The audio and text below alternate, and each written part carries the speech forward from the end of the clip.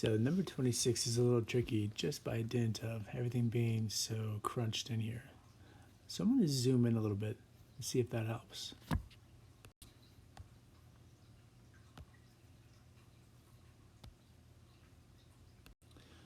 All right, so 120 degrees is the measure of this arc. 41 degrees in pink is actually the measure of this angle. It's not the yellow arc.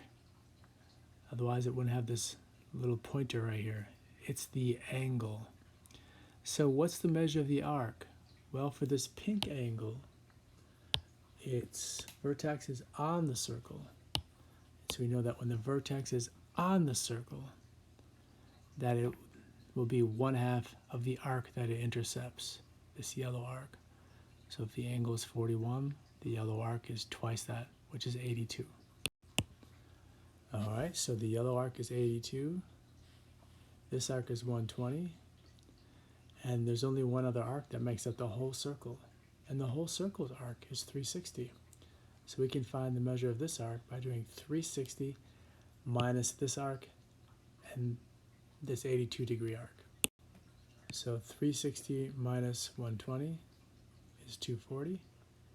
And 240 minus 82 .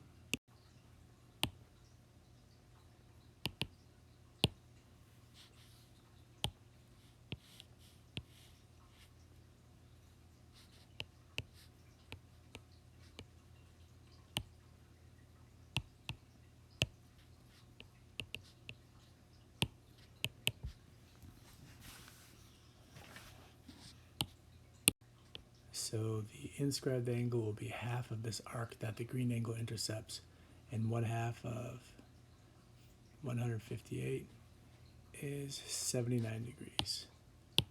And that's how you do number 26. I hope that helped.